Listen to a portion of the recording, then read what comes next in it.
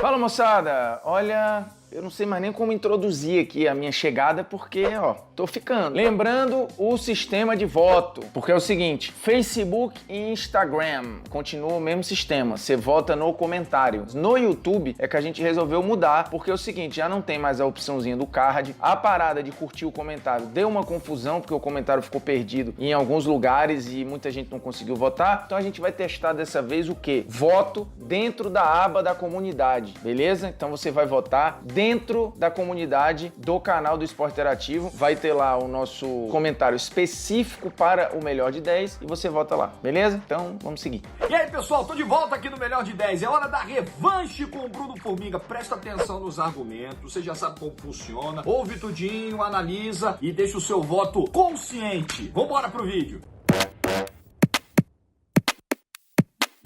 Quem são os melhores jogadores no futebol brasileiro por posição? É para citar um por um. Goleiro, acho que pelo ano passado, pela carreira, na média recente, Diego Alves, mas tem muita gente boa para concorrer. Na lateral, Daniel Alves. Ah, Formiga, mas ele tá jogando no meio campo. Dane-se, ele é um lateral de origem, enquanto ele estiver pisando em solo brasileiro, eu todas as vezes vou escolher o Daniel Alves como lateral, até porque o Tite faz o mesmo, então eu tô bem acompanhado. Zagueiro, Jeromel, e aí eu tô não só pelo ano passado, mas pelo todo recente. Ah, mas e o Rodrigo Caio? Fez um 2019 maravilhoso. Jeromel também foi bem, o Rodrigo Caio foi melhor que ele. Mas no geral, o melhor Jeromel, pra mim, é melhor do que o melhor Rodrigo Caio. Deu pra entender? Meio campista, Gerson, porque acho que é o completo. É o que faz tudo em um meio campo, beleza? E nível internacional, né? Pode, inclusive, voltar pra Europa. E no ataque, acho que é mole, Gabigol. Pra mim, o goleiro é o Cássio. É o cara que, desde 2012, garante títulos pro Corinthians. O goleiro das decisões. Ah, aparece porque é muito exigido, mas tem méritos. É exigido demais e dá conta do recado. Melhor lateral. Esse, pra mim, sobra. Tecnicamente, taticamente, experiência, Rafinha. Fim de papo. Melhor zagueiro. Um cara que conseguiu ser eleito 3 vezes seguidas o melhor da posição no Brasileirão. Um cara que tem índice de acerto de passe acima de 90% na média. Consistente, espetacular. Jeromel. Meia. Pra mim, o De Arrascaeta. Já tinha sido o melhor da posição do Cruzeiro. Foi também no Flamengo. Conseguiu um duplo-duplo de gols e assistências do Brasileirão 2019. O último a conseguir isso foi Jadson lá atrás, em 2015.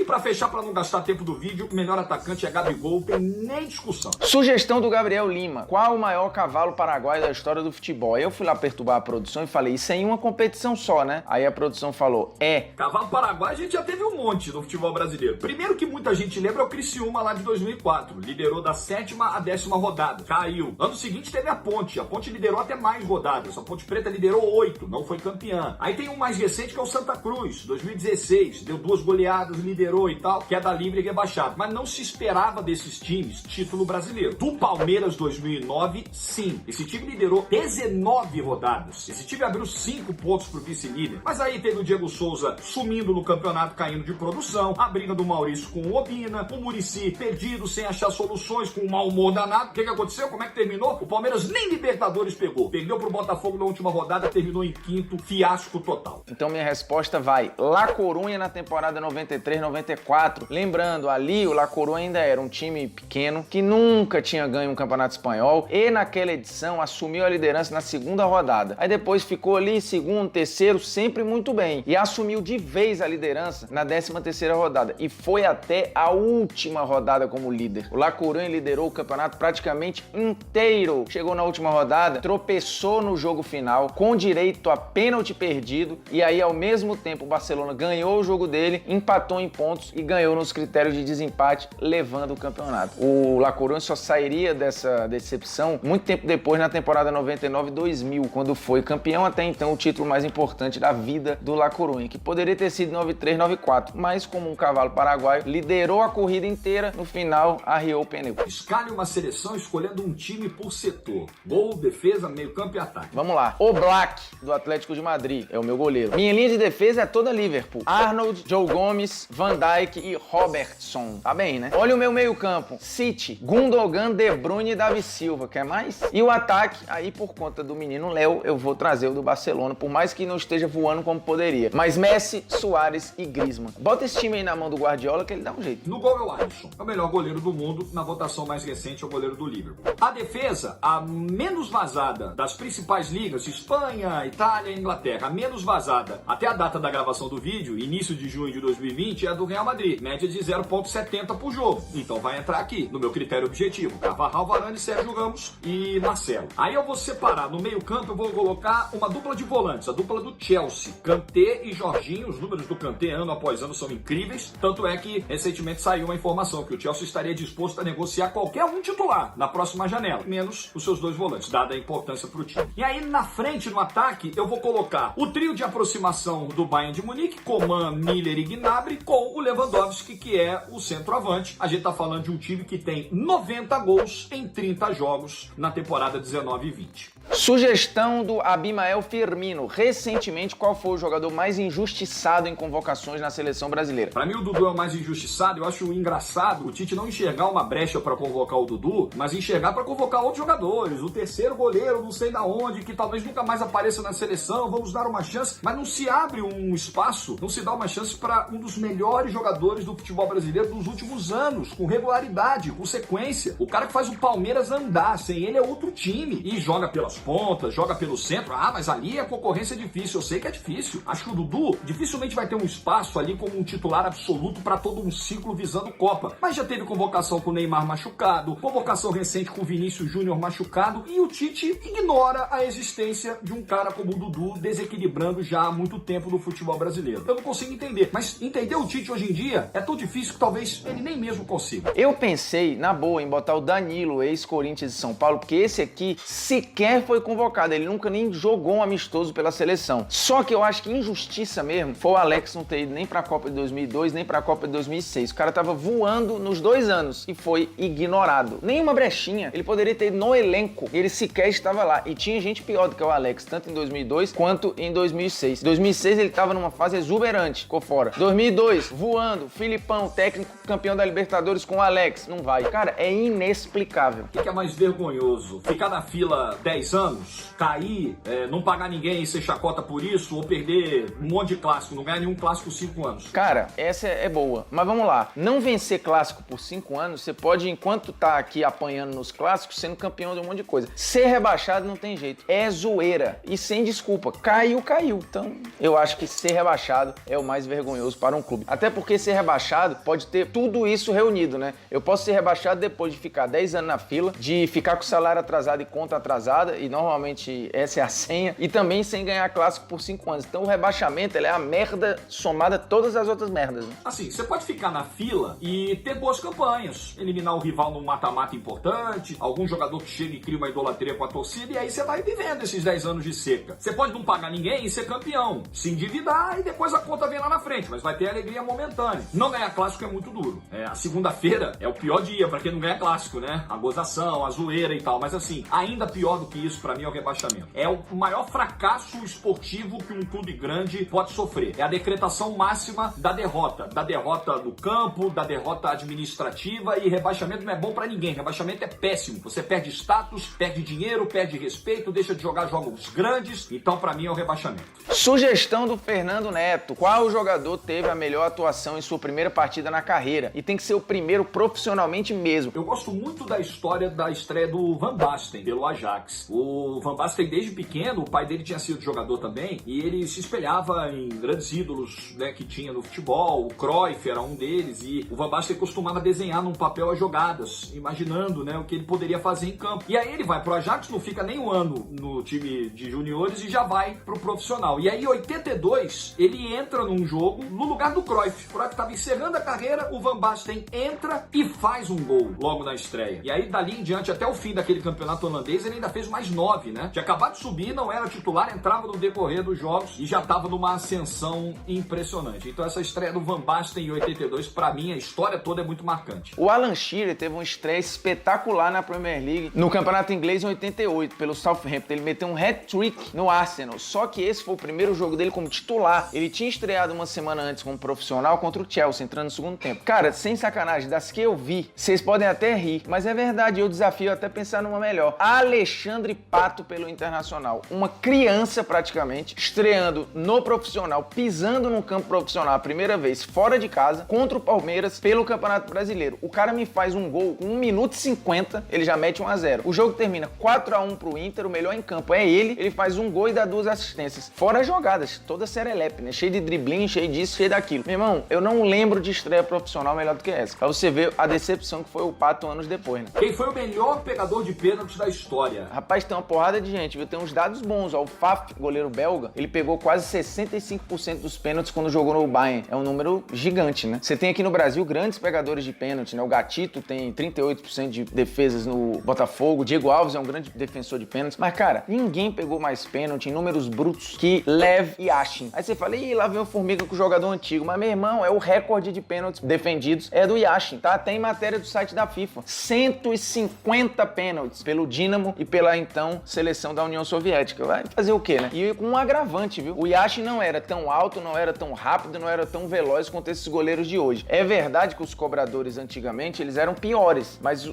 proporcionalmente falando, é o Yashin. Até porque ele não tem culpa de ter nascido nessa época aí, né? O primeiro e único nome que vem na minha mente é o nome do Dida. O cara das grandes decisões. O cara que em 99, na semifinal do Brasileiro, pegou os 2 pênaltis do Raí, com o Raí trocando canto na segunda batida. O cara que no Corinthians, na primeira passagem dele, pegou 6 pênaltis, 4 de maneira consecutiva. Um cara que na campanha do Mundial de 2000, todo mundo lembra do pênalti que o Edmundo chutou pra fora, mas ele pega um pênalti do Anelka no jogo com o Real Madrid, quase 40 do segundo tempo, jogo 2-2, decisivo no canto esquerdo. Ele pega um pênalti do Gilberto e quase pega o do Romário naquela decisão no Maracanã. Fora as decisões de Champions no Milan, 2003, 2005, 3 Copas do Mundo. Um gigante na posição. Um cara que, nas decisões por pênalti, não pênaltis batidos no tempo normal, mas decisões de pênalti, nos momentos mais tensos, o aproveitamento dele foi de 29%, algo monstruoso. É Dida.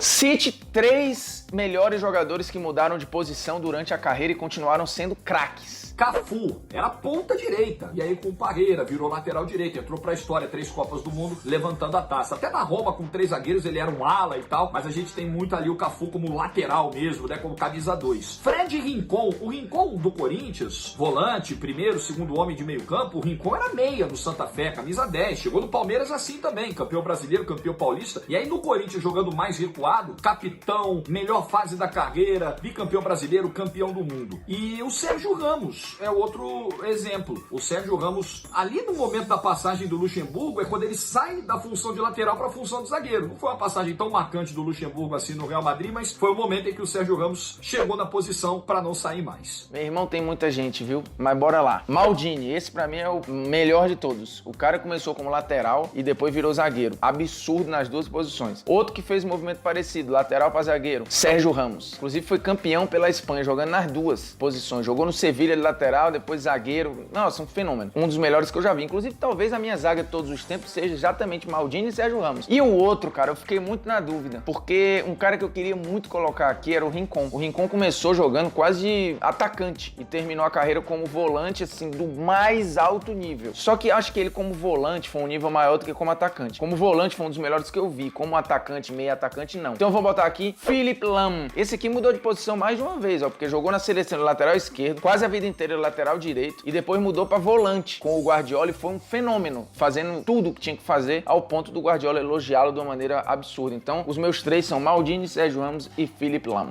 Qual a melhor medida adotada por uma liga ou federação durante a pandemia? Pior podia ser um monte de gente aqui no Brasil, mas vou poupar a galera. Bundesliga foi a melhor atitude. Na retomada, com muita paciência e usando o exemplo do país. Testagem em massa, um protocolo muito rígido para todos os clubes, os jogadores sendo testados 2 vezes por semana, toda uma estrutura no retorno e, de fato, funcionando muito bem, tanto que tá aí, o futebol voltou em excelente nível na Alemanha. E a pior medida, eu vou usar a Ligue 1 como exemplo, a França, mas outras seguiram. Na verdade, acho que até a França seguiu os outros, mas como é a mais famosinha aqui, vai levar a culpa. Encerrar o campeonato antes da hora de maneira precoce. A ponto de agora a galera tá lá querendo voltar ao campeonato, né? Acabou o campeonato, declararam o PSG campeão e agora estão esperneando, falando, ih, fizemos cagada. Nenhuma. Erraram em tudo. Só paralisaram os campeonatos porque não tinha como fazer diferente, porque os governos governos dos países, dos estados e das cidades não iriam permitir mesmo que a bola continuasse rolando em março, em abril. Agora, os erros muitos. Na França, a precipitação de encerrar o campeonato, os países vizinhos conseguiram voltar, a França talvez conseguisse. Enfim, agora vai ter que arcar com os erros dessa decisão. Até o que a gente vê no Brasil, o desamparo total na maioria dos clubes. Os grandes e muito grandes estão apressando a volta, as federações que têm interesse em arrecadar de novo, não querem abrir mão das suas taxas estaduais, não estão muito preocupadas ao que parece com a saúde dos jogadores, esses não estão nem aí, eles querem que a bola volte a rolar logo. Agora, ajudar quem tá com o pires na mão, quem não tá conseguindo honrar folha, quem tá desesperado com patrocínios que estão indo embora, com contratos que estão acabando, isso não. Tem que voltar a jogar de qualquer maneira e dane-se o resto. É o famoso cada um por si. Então, depender de acerto de federação e liga, nós estamos roubados. Sugestão do Lucas Daniel, 3-0 é goleada? Eu não tenho nenhuma pretensão de encerrar essa discussão, porque acho que ela não terá fim. Porque não há nenhuma padronização quanto a isso, não há nada no livro de regras, não há nada nos manuais de jornalismo, há o sentimento. Acho que o torcedor ele fica muito mais tentado a concordar que o 3-0 é goleada quando é um 3-0 a favor. Quando é contrário, geralmente se minimiza a importância. Eu sou da seguinte opinião, acho que placares com 3 gols de diferença a partir de 4-1 são considerados goleada. Mas em que me baseio? Num simples desconforto ao ler uma manchete que o 3-0 é goleada. Então são aquelas questões muito mais subjetivas do que objetivas. A minha resposta é não. Tanto é que tem outro nome para 3-0, é chocolate. Não é goleada. Goleada, meu chapa, é de 4 para cima. Ou então pode até ser uma diferença de 3 gols mais um 4-1. Que aí goleada quer dizer que eu tomei muitos gols. Eu tomar 3 gols não é goleada, é um chocolate. Mas não é goleada. É isso, agora você decide. Quem continua no melhor de 10. Lembrando que Facebook e Instagram é só curtir o comentário para votar. No YouTube tem a enquete lá na comunidade, né? O link tá lá no comentário fixado. É só votar à vontade, mas vota em mim. À vontade, mas em mim. Tchau. Então é isso, agora tá na mão de quem? De vocês, com todo esse nosso sistema de votação que muda toda hora, né? Eu sei que a gente exige, mas é bom que vocês vão, ó, se adaptando. YouTube tá diferente, é dentro da aba da comunidade. Tem um comentário na comunidade do canal, você vai lá e pá. Facebook e Instagram não, continua a mesma coisa, é só curtir o comentário e um abraço. Inclusive o engajamento da galera tá um negócio absurdo, hein?